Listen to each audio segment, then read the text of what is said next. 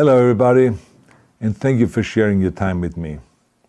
I'm sending this message through various different channels to reach my dear Russian friends and the Russian soldiers serving in Ukraine. I'm speaking to you today because there are things that are going on in the world that are being kept from you, terrible things that you should know about. But before I talk about the harsh realities, let me just tell you about the Russian who became my hero. In 1961, when I was 14 years old, a very good friend of mine invited me to come to Vienna and to watch the World Weightlifting Championships. I was in the audience when Yuri Petrovich Vlasov won the World Championship title, becoming the first human being to lift 200 kilograms over his head. And somehow a friend of mine got me backstage. All of a sudden, there I was, a 14-year-old boy, standing in front of the strongest man in the world.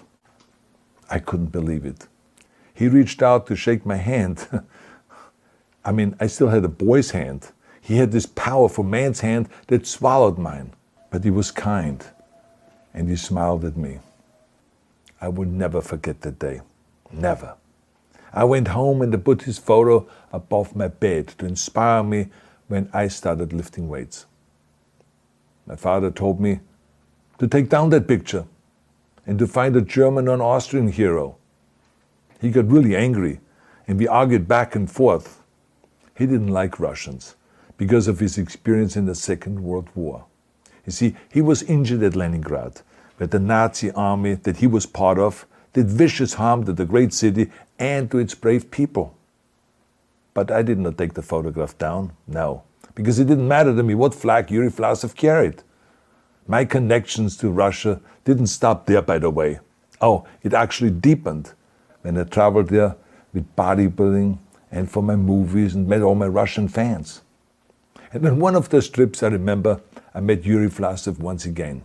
It was in Moscow during the filming of Red Heat, which was the first American movie allowed to film in Red Square. Now, he and I spent the whole day together. He was so thoughtful, so kind, and so smart, and, of course, very giving. He gave me this beautiful blue coffee cup. And ever since then, I've been drinking my coffee out of every morning. Now, the reason why I'm telling you all of those things is that ever since I was 14 years old, I've had nothing but affections and respect for the people of Russia. The strength and the heart of the Russian people have always inspired me.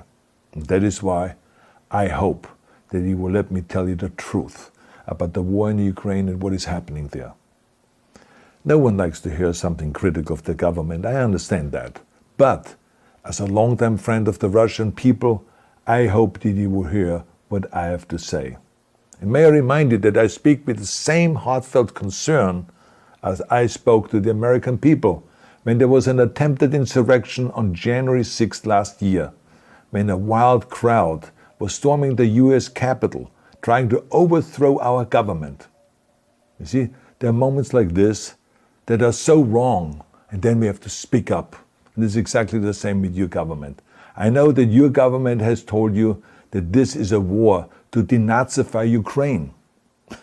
Denazify Ukraine? This is not true. Ukraine is a country with a Jewish president, I might add, whose father's 3 brothers were all murdered by the Nazis. You see, Ukraine did not start this war. Neither did nationalists or Nazis. Those in power in the Kremlin started this war. This is not the Russian people's war. No. As a matter of fact, let me tell you, what you should know is that 141 nations at the UN voted that Russia was the aggressor and called for it to remove its troops immediately. Only 4 countries in the entire world voted with Russia. That is a fact. See, the world has turned against Russia because of its actions in Ukraine. Whole city blocks have been flattened by Russian artillery and bombs, including a children's hospital and a maternity hospital. 3 million Ukrainian refugees, mainly women, children, and elderly, fled their country, and many more are trying to seek to get out. It is a humanitarian crisis. Because of its brutality, Russia is now isolated from the society of nations. You're also not being told the truth about the consequences of this war on Russia itself. I regret to tell you that thousands of Russian soldiers that have been killed. They have been caught between Ukrainians fighting for their homeland and the Russian leadership fighting for conquest. Massive amounts of Russian equipment have been destroyed or abandoned. The destruction that Russian bombs are raining down upon innocent civilians has so outraged the world that the strongest global economic sanctions ever taken have been imposed on your country. Those who don't deserve it on both sides of the war will suffer. The Russian government has lied not only to the citizens, but to its soldiers. Some of the soldiers were told they were going to fight Nazis. Some were told that the Ukrainian people would greet them like heroes, and some were told that they were simply going on exercise. They didn't even know that they were going into war. And some were told that they were there to protect ethnic Russians in Ukraine. None of this is true. The fact is that Russian soldiers have faced fierce resistance from the Ukrainians who want to protect their families and their country. When I see babies being pulled out of ruins, I think that I'm watching a documentary about the horrors of the Second World War, not the news of the day. Now let me tell you, when my father arrived in Leningrad, he was all pumped up on the lies of his government. And when he left Leningrad, he was broken, physically and mentally. He lived the rest of his life in pain. Pain from a broken back, pain from the shrapnel that always reminded him of these terrible years, and pain from the guilt that he felt.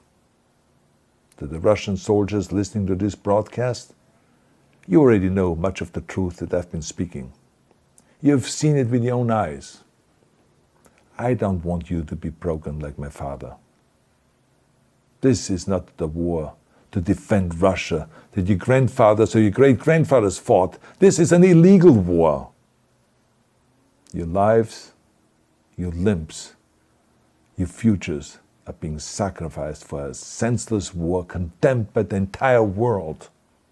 Now, to those in power in the Kremlin, let me just ask you, why would you sacrifice those young men for your own ambitions?